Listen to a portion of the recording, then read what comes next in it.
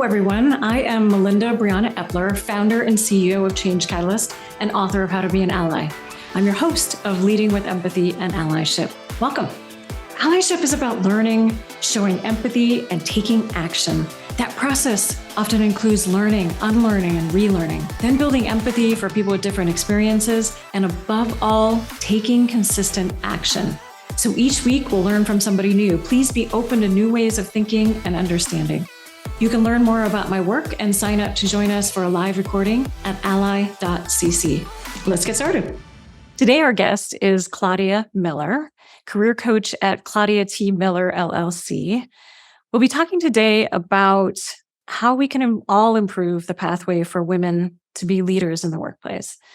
And that includes a mindset shift that people with underrepresented identities can make to better negotiate and sell ourselves. And it also includes ways that managers and other folks around us can better support and advocate for women to be compensated and to be valued for what we're worth.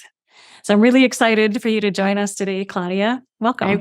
Thank you so much. And I'm so excited to be here, and especially with some of the topics we're going to be discussing today. Yeah, absolutely. For those of you who are tuning in via YouTube, our interpreters today are Andrea and Janice, amazing interpreters from Interpreter Now. And you can learn more about Interpreter Now at www.interpreter-now.com. So for our YouTube audience, we'll just describe ourselves for anybody who's blind or low vision. And I'll start. I'm a white woman. I have long blonde and red hair that's pulled up today, and I'm wearing a long sleeve navy shirt, V-neck, and I'm in my background, and I'm wearing glasses, and in my background on one side is a skinny bookshelf with some plants cascading down it and some books there, and on the other side, plants are surrounding my own book, How to Be an Ally, which has a bright orange cover. My name is Claudia Miller, and I am Latina, so I have dark black hair, and it's parted right in the middle. I'm wearing like a pinkish nudish lipstick today, and I'm wearing like a nice soft hoodie sweater that makes me feel very comfortable. Awesome. Yeah. And in the back, I just have my entrance door and my closet door, which are dark gray colors against like a white painted walls. Awesome. Great. So Claudia, can we start with your story? Could you share where you grew up and how you made your way to becoming a career coach?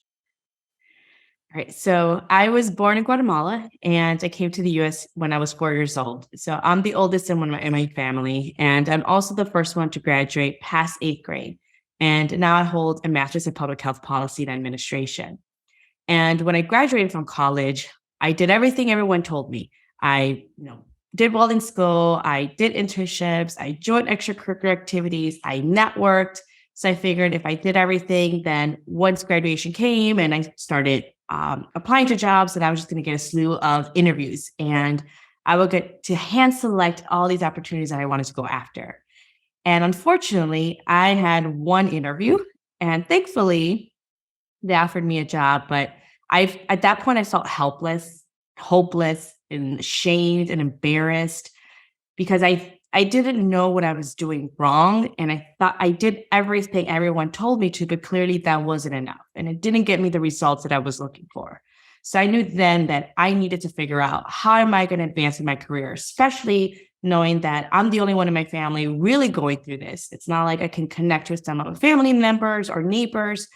So I knew I had to be very resourceful, and I needed to figure this out. Otherwise, I'm going to continue seeing myself in these type of positions. And I never wanted to be in that position ever again.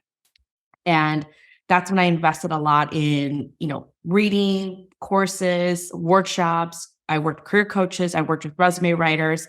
And I almost felt like nothing couldn't really apply or work for me, especially because I am Latina. So I'll take it into that cultural aspect of it as well. A lot related to my mindset, especially growing from humble beginnings. It was just a lot of things to get through. And when I really started seeing massive changes is when I started my side business as a virtual admin. And I applied business principles to my career. And that's when things just started shifting. It started skyrocketing. And I was able to pivot from finance to education to healthcare tech. And every single time I received a $30,000 salary increase at least. And I was probably only 30% qualified, but I still got the job and I was still very successful in that role, so much that I was handpicked by the CEO to lead specific projects and task forces. Hmm. Mhm. Awesome. And then, so how did you go from there to being a career coach? It got inspired by your changes, obviously. Yeah. So a lot of my Yeah. friends and family now, they were asking, well, how did you do that? And I ended up going to an event about how to gain publicity. And this was more geared towards my business. And I was talking to one of the editors at Business Insider and somehow came to the topic about my career. And she's like, wait, you received a 30K increase?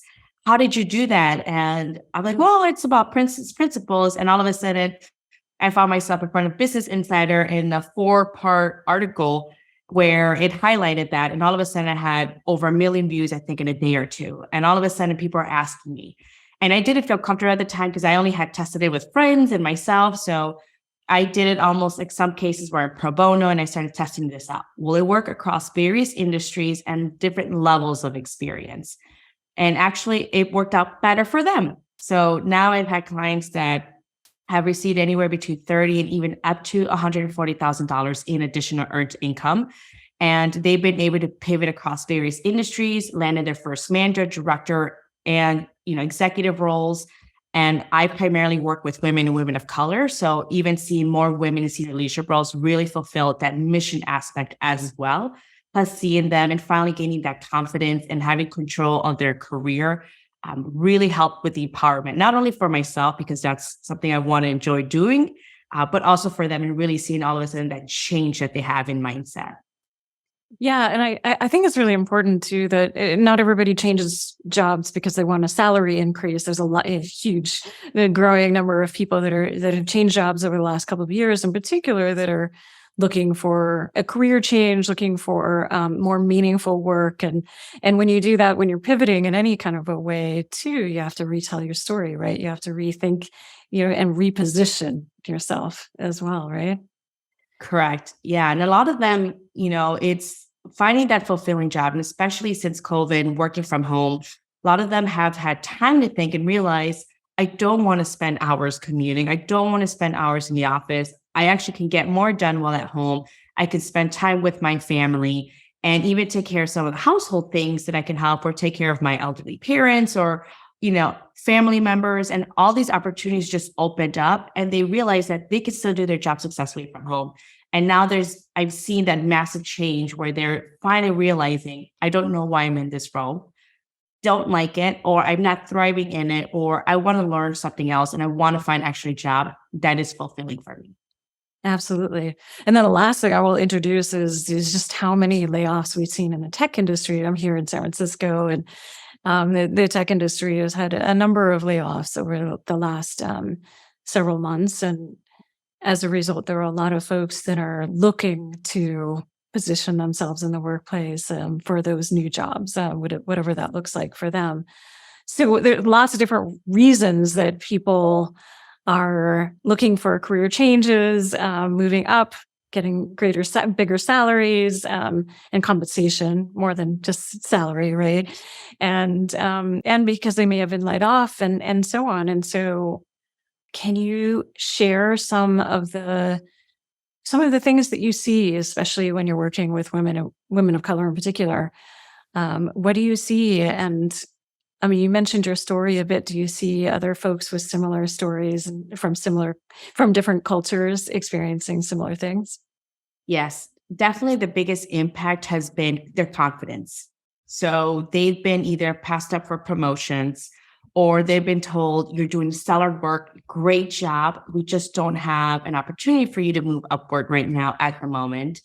Oh, we can also give you a salary increase, even though we've had record high numbers for the company this past year. But just keep doing the job. And because you don't have that manager or director experience, why don't we put you in that job, have you do it for the next 2 to 3 years without any additional pay or increase in title, and just take on those responsibilities so that way you can acquire that experience. And then, we can reconsider giving you that job title and salary increase. Whereas I don't see that as frequently as with men, but with women, they're being asked of this. And, I do think that there's a two-part process where the company should not be asking their employees to do these roles. And they should be having a process within their companies to start developing upcoming leadership. You start grooming, creating mentorships, be able to forge different types of programs where they can shadow different organizations. So that way you have a leadership talent pipeline that can move up, not having the person take on additional responsibilities without the pay and without the title increase. But there's also the other component of how many times are we going to let this happen to us? At some point, they can only have this power if we allow them to. So we were to say, thank you, but I don't think that's reasonable. Or, I just want to talk about an adjustment in compensation based on the added responsibilities. We do need to have accountability for ourselves and also ask for the pay increase, because systemically we know that we're not being paid fairly and equal as in comparison to our, male counterparts. So really advocating for ourselves and having a company will be the ideal situation. But, at times all I can focus on is, well, let's work on you as an individual and how we can help you and what is the best place for you to really succeed and thrive in, and where can we find that fulfilling job, whether it's internally within your organization or we need to start looking elsewhere. Yeah, I want to talk too about there's, in addition to a wage gap, which actually I think we talked about this as we were prepping for this call, that there's that wage gap is actually increased. I don't know if you want to talk about that really quickly, and then I want to say something else. Yes, unfortunately, we've gone backwards when it comes to pay increases. And then just to give you some figures, for women currently, women are getting paid 83 cents on the dollar, whereas African-American women are getting paid 57 cents on the dollar, and Hispanic women are getting paid 49 cents on the dollar, and Native women are getting paid around 50 cents on the dollar. So we've actually pulled back. We've actually gone worse. We're getting paid less, especially COVID has really impacted primarily women and women of color and, communities from underrepresented communities and areas where it's been impacting us the most. And that's why it's even more vital to negotiate your salary. It's even more important to be able to know how to sell yourself and be able to ask and know that you are well deserving of that salary as well. Yeah. And so I want to add on to that in addition to the wage gap, there's two things. One is there's an equity gap, right? When women are working with startups, so women and people of color work at startups, they tend to get less equity in those startups. And there's a lot of other bonuses and other things that go into compensation. So overall, there's a compensation gap. And then on top of that, there is an expectation gap. And I think that's where it gets to the confidence and perhaps what people might call imposter syndrome, or that not asking for what you're worth. But there's also an expectation gap where 65% of the time, a woman's salary expectation is lower than a man's when they're applying for the same job at a company, right? So in our minds, probably because we've been paid less over time, right? But in our minds, we're not expecting as high of a salary either. And that all plays into it. It widens as women get older. As they reach their mid-30s, it continues to rise, right? So it's increasing as we continue to work in our workplaces. And then it also is wider for Black women and men and Latinas as well. And this, so that changing that expectation is really important too. And I think that is a part of the confidence you were talking about. And maybe we could talk about that. What are some ways that we can build that confidence? What are some ways that you build that confidence with your clients, your individual clients? Well, one, first letting them know that, I can quickly know based on their experience and just talking with them, whether they're being underpaid or they're paid fair market wages.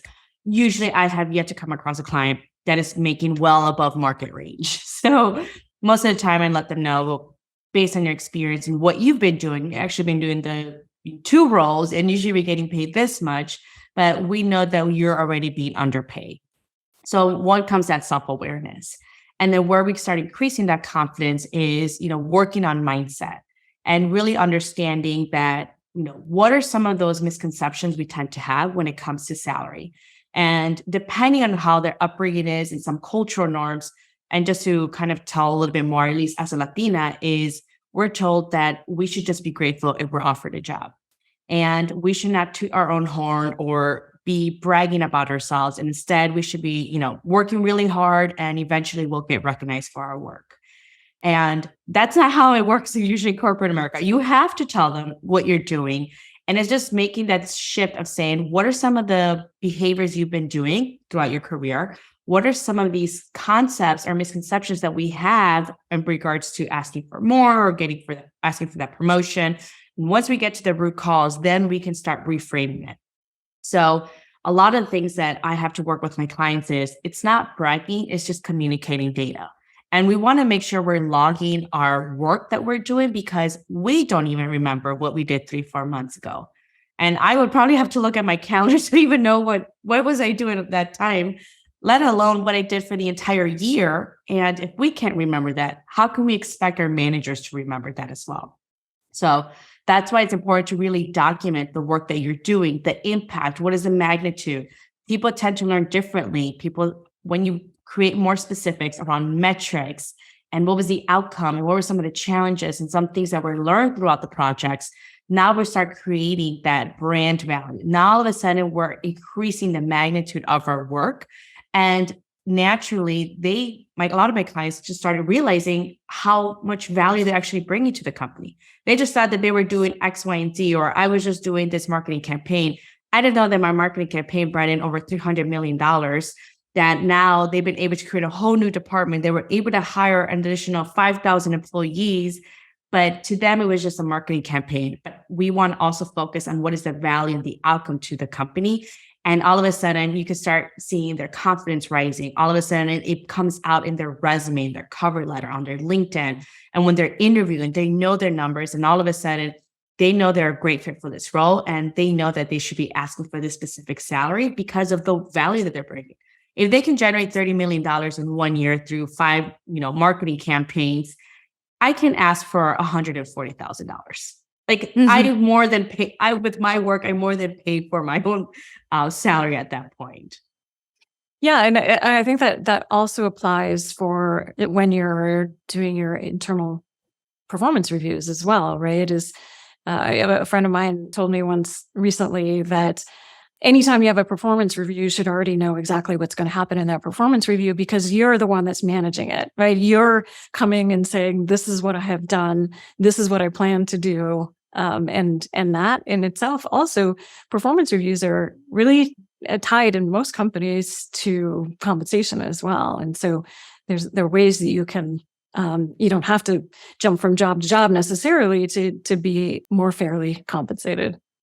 Yes. And I would even add to that sometimes, and I've seen this in companies where they'll have a performance review, but it's after leadership has already nominated who they're bringing for a promotion, who's getting a salary increase, and how much they're receiving. So even for some, I would even recommend that even try to reach out to HR or ask your manager of by when do they typically have to submit nominations for promotions and salary increases? Because it could be a month or two before your performance review. And you cannot wait to your performance review to tell your manager how great of a job you did. Sometimes we need to move that conversation upward and then start having that discussion and even understanding on an HR perspective of what are some of the qualifications per their guidelines or policies in order for someone to receive a promotion. And what is the cap sometimes when it comes to salary increase? Because there are some organizations where, unfortunately, I've heard HR hiring manager, they don't tell this to the employee, but they tell it to me because I like to keep a good pulse of what the market is doing. And they'll tell me, I know my employees are underpaid and I just can't give them the salary increase they deserve. And what HR told me or the HR policies is that they have to go apply elsewhere, get a job offer that's competitive. Then I can bring it into HR and then we can have a discussion on how we can adjust their pay. So some policies and systems are almost set up for the employee to leave. And at that point, why is the employee going to stay when they weren't even valued? Whereas this company can see their value and they're paying what they deserve and they just rather go elsewhere. So it's a really system and policy that just isn't set up to be working how they expected it to work in the beginning.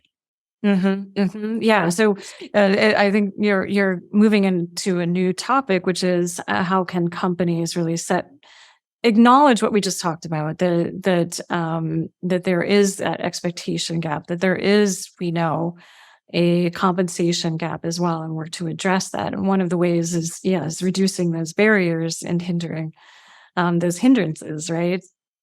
Yeah, I would say, and this is a quote I just read and I loved it because it said, when a hiring manager is telling the HR person, we can't afford to give them that raise that they want, that's when the HR person should say, well, then that means you definitely need to give it to them. Because if you can't afford the raise, we can't afford to hire someone else externally.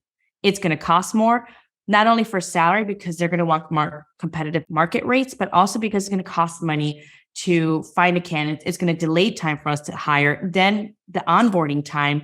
And at times, employees are asking for an extra $10, $15, or $20,000 that is reasonable and very competitive, yet companies won't give it to them. But once that employee brings in that, 2 weeks notice and says, I'm leaving, all of a sudden, what can we do for you? You want the title? We'll give you the title. We'll give you the salary increase. We'll match that salary offer. And at that point, it's too late. Had they done that and done the right thing from the beginning, they wouldn't be having these conversations. And that's a lot of the positions that my clients are in. Some of them, not all of them want to leave, but they found out that they were being grossly underpaid. I had a client who was making almost $50,000 less than her direct employees once she was promoted to a manager. And she had been there longer than everyone else and actually created one of the top solutions in the industry that it wasn't even existed in the marketplace, yet she was getting paid $50,000 more than her direct employees. Yeah.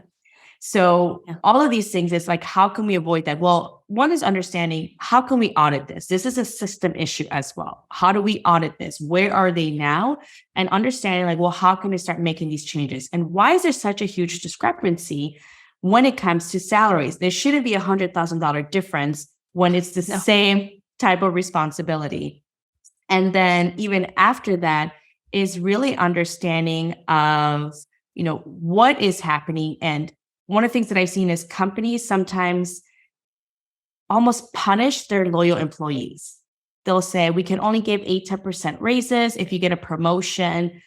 But yet they're willing to pay 30-40% more when they hire externally.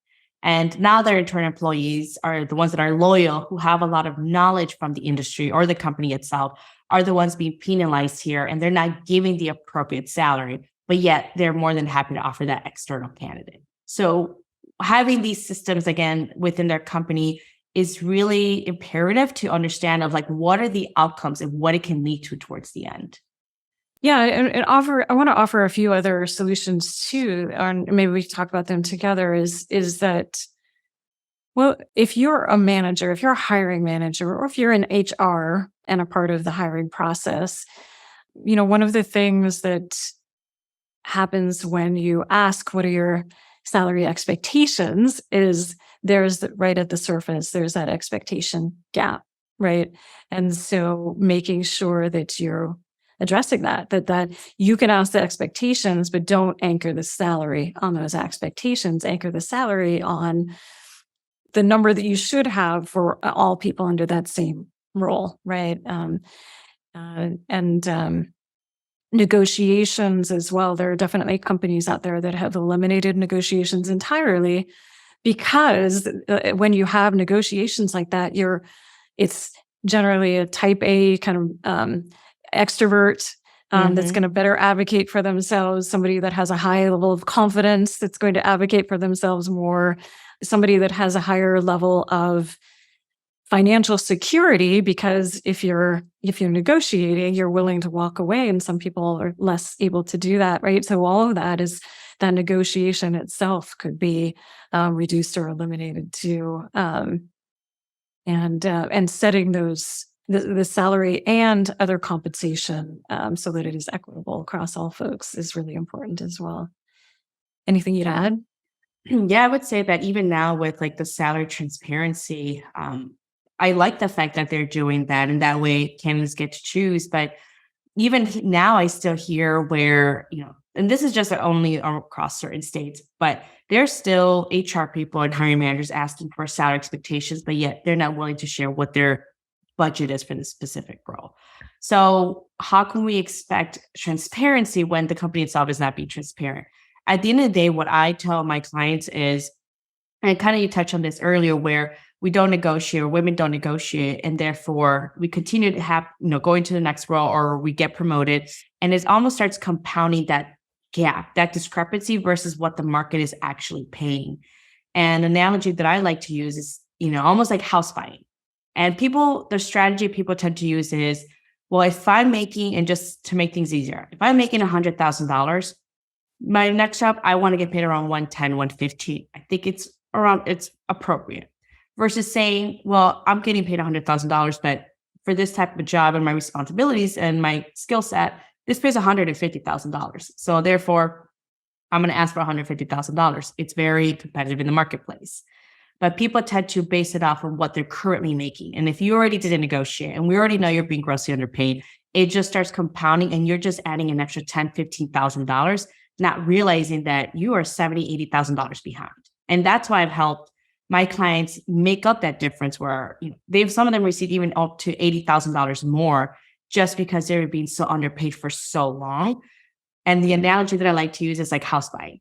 Melinda, if you bought a house for $100,000, let's just say 5 years ago, and now you want to sell it, and I'm offering you $300,000, are you going to say, God, no, Claudia, I only paid $100,000 and let me sell it to you for $120,000? It just makes sense. I don't think anyone in their right mind will probably say that. They'll say, yes, sold for $300,000. Same thing when it comes to your salary. We don't base it on how much we're currently making. We base it off of what the market is paying for that specific skill set or that specific job. And that's how we need to start doing it. That's how you don't fall behind in your, what you're getting paid. And it's not all about the money, but if you're doing the work, you might as well get compensated fairly and you can decide what you want to do. And I know with salary, it's never about the salary, but it's about the options that it can give you, especially for underrepresented communities, what it can do and the impact that it can make within our communities, within future generations, and what we do with it. Mm-hmm. Absolutely. Absolutely. And as managers are really looking to create change, as HR folks, people leaders are working to create change, as companies overall are working to create change, what would you suggest that they do to improve, to place more women in leadership roles, to support women in growing into those leadership roles? Definitely, I would say, if possible, and especially if it's like an organizational level, like how we build a leadership talent pipeline. So not only do, ask people to almost handpick or advocate saying, I want to be considered, I want to put myself, and I want to be part of this training. But to your point, and also almost it's geared towards those extroverts who are more than happy and have that confidence, but also having managers really nominate, knowing that, if they have leadership skill sets, they'll be great. And on understanding like what does the overall leadership look like, not only just in the executive board, but also in the board itself. And, we've seen data where, when we have more women or a very diverse leadership board, there's increase in profitability, there's an increase in innovation and mitigates risk. So how can we start developing that? How can we start creating that diverse leadership? And also creating sponsorships and mentorship opportunities, whether it's within that department or within the organization itself. That's how you can support and advocate. And, always, just because they said, let's just say that they're looking for $120,000, but you can pay $150,000, why not offer them that $140,000, $150,000 that they deserve? Just because that person doesn't know for whatever reason, as a manager, you can say, well, this is already what we had budgeted for. We understand that value because maybe that candidate doesn't know now that they deserve that pay, but if they find out later, they're either going to leave or they're going to be a disgruntled employee. So it's just overall the right thing to do. Plus, it improves with motivation and with confidence, and they can understand the value that they're bringing. And as a manager, you can also help and educate and understanding overall, how is the department performing? How is their work that they're doing impacting the overall company in itself? And where is that value stemming from? So really having these resources and becoming an advocate for them is really going to help not only, for you as a leader, but also in creating that diverse leadership that we're seeking. Yeah. Just to give an example, it just popped into my head that a few years ago, we were taking on a new team member, and they said, well, this is how much I want for my salary, thinking, and I could see it, they were thinking that that was a lot in their eyes. And I said, no, you're not going to get that. You're going to get this bigger number because that's the going market rate, right? That we need more managers that do that say, no, wait a minute, we're not taking, just because somebody thinks that they're worth less than they are, we're not taking that. We're saying that they're worth what they are, right? And we're giving them that compensation. I think that is really important as an ally, as a leader, to invest in your team. And there is lots of data that shows that if you have disparity in wage, that most people find out one way or another, right? Yeah. And even if it's not transparent, most people figure that out at some point. And when they figure it out, most of the people who figure out, they leave, right? And so you want to be transparent, but also be equitable from the beginning, be fair in your wages from the beginning, and note when somebody may have an expectation gap, when somebody may not have the confidence because, or lots of other things have come into play over the years that have changed how they present themselves. Mm-hmm. And I would even add that even if you're a new manager and realize that some of your employees are being really underpaid, and it's up to you as a manager to be able to ask and say, well, how did this happen? How can I make it fair and make it right? And, it might have not been you, might have been the previous manager that wasn't ready for that, but doing that really means a lot. And I actually had a client that, similar to that client, that she was being underpaid by $50,000. It was her previous manager, received a new manager, and this manager now was an advocate and an ally. Oh, wow. And after that, he was able to get an extra 30% salary increase for her. And they actually accounted the 3 years of the job she did without the title and with the salary as part of her overall experience. And now she was already being positioned for a director position. So that really demonstrated great leadership skills as a manager. And now, she really values that mentor, that manager, and the advocacy behind it. And now realizing how important it is now that she's leading her team as well. Mm-hmm. Absolutely. That's great. That's great. Anything else that we haven't covered yet that is really important for folks to know more about when it comes to this topic? Yeah, definitely. When it comes to, overall, I think our conversation has been really around salary negotiation itself too, is really understanding of there's a lot of preparation that comes around it. And it's not just, well, let me pick some numbers out of the air. It's really understanding your research and practicing it. And one of the things that I would note is, depending on who you are with and who you're around with, is be careful of who you're telling that you're going to negotiate your salary. And what I mean by that is, like I mentioned, my family and my culture is, be grateful for what you have. Don't rock the boat. Just take the offer and just work quietly and you'll get promoted. So even after I had negotiated my multiple jobs at this point, I shared with my mom that I was going to negotiate this upcoming offer. All of a sudden, the negativity came around. And it's unbeknownst to her, that's just how, she thinks at this moment. That's when I started realizing, well, thankfully, I've already done this multiple times and I'm very confident in this and I know how to do this. But if you've never done this and you kind of see some hints of people maybe not being very supportive of that, it's probably best not to share that information because it can really mess up with your mindset. And that's when you want to practice on your own, do your research, contact, 2 to 3 levels above, have them ask them, what is the true salary range and what makes them offer them the higher end of that salary range? What are those specific skill sets? And now there's companies that do a lot of salary transparency as well, because of, law and everything happening. So doing that research is really going to be important. Practicing it and who you're sharing that with is really going to help you ensure your success on this journey. Yeah, and something we haven't really touched on much yet too is it's more than the negotiation of the salary, right? Is in order to step into leadership roles, we also have to position ourselves as leaders and tell our stories as a leader, and that gathering of data that you talked about earlier, making sure that we're gathering data that shows that we have that leadership capacity. Is there anything you can recommend for folks to really think about how they position themselves as a leader to move up in an organization or move up in the industry? Yeah, I would say almost like a two-part approach where I always recommend to reach out to one and two levels above you because they've already been in that role. They know how they got there and what is most important to that role in itself. So really asking them like, what is most important? What are the hardest skills to hire for? What are some of the most challenges? What surprised you the most once you landed that first director or executive role? And having these answers, once you ask enough people, you'll start seeing a trend and what's really important. And then also as an individual right now is I call it the achievement portfolio. And that's when you want to start documenting everything that you've been doing. And like I mentioned, we don't remember what we do. And some of us may have different types of roles where there may be multiple projects, or it could be just one or two big projects in the year.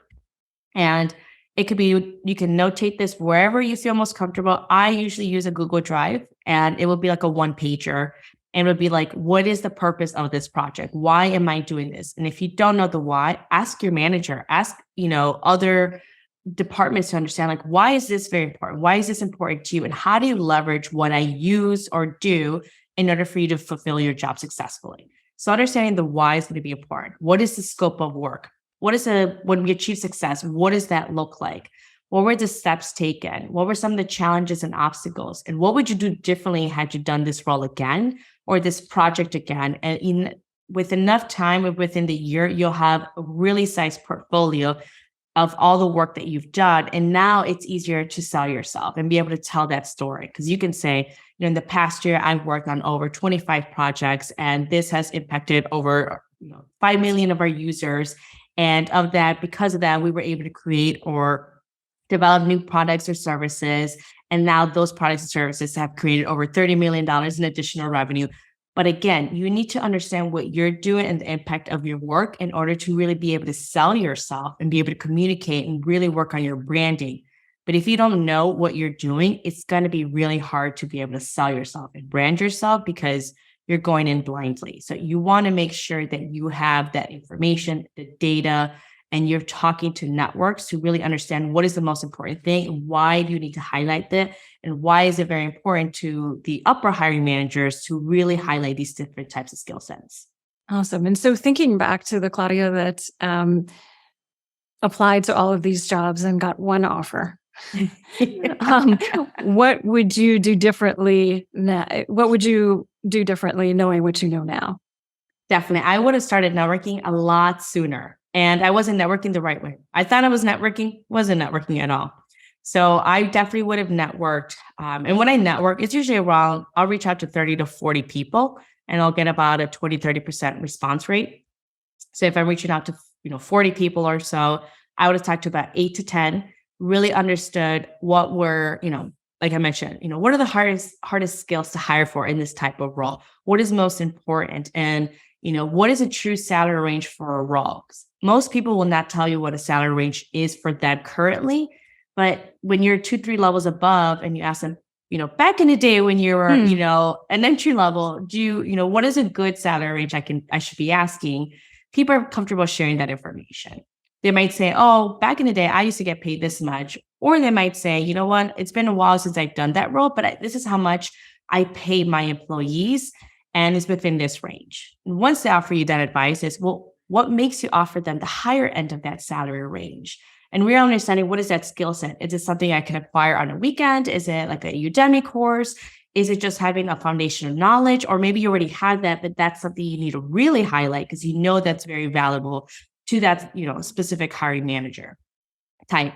And then once I've gathered that information, then worked on my resume, my cover letter. I don't think LinkedIn was popular back then, but had it been now, I would update my LinkedIn profile, worked on my interviewing skills, really workshop that in. So when the time came, I can leverage those networks, find opportunities, apply to jobs with a really well-written resume as well. And I will be ready for any interview, whether it happened tomorrow or in a week, because I've already prepared for these types of conversations. I already know the compensation that I want and that I'm going to be asking for and how to pull these levers to position me as a sought after candidate. Awesome. Awesome. I love it. So at the end of every episode, now I ask if you could share what is one action that you would like people to take coming away from this episode today? What action would you like people to take? Well, one question I have for them is, how do you know you're not being underpaid? How do you know? And you might say, well, I negotiated my salary. Just because you negotiated your salary doesn't mean you're not being underpaid. How do you know you're not being underpaid? So if you want to know and you truly want to understand, well, I don't know if I'm not being underpaid. Best way is to reach out to people that are 2 to 3 levels above you. So if you're a manager, reach out to a director or senior director. If you're an individual contributor, reach out to a manager or director level, whether it's internally, externally, through your networks, or you want to go and contact people through LinkedIn. And then ask that question, I would love your expertise and insights. I've been in this role, or I've been in this industry for quite some time, and I'm looking to move to the next step in my career, but I want to know, what is a true salary range for this role? And once you ask enough people, you'll start seeing that range, and then you get to choose what range you want to be in. Not just because that's what's given. If it's a $30,000 range, well, I want to be in the top 10,000. So ask yourself, how do I know I'm not being underpaid?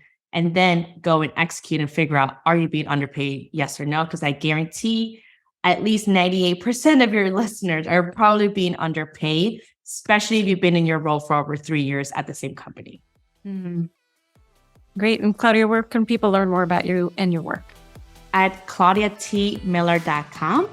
You can also follow me on LinkedIn, Claudia T. Miller, and on Instagram as well, at Claudia T. Miller. Fantastic. Thank you. Thank you for this conversation. Appreciate Thank you so much, Melinda. Okay.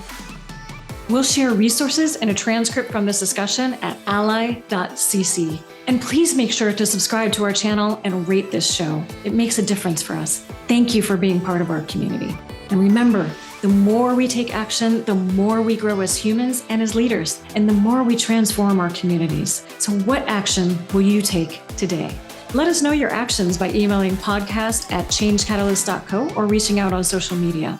And Leading with Empathy and Allyship is a show by Change Catalyst where we build inclusive innovation through training, consulting, and events. You can learn more about us at changecatalyst.co.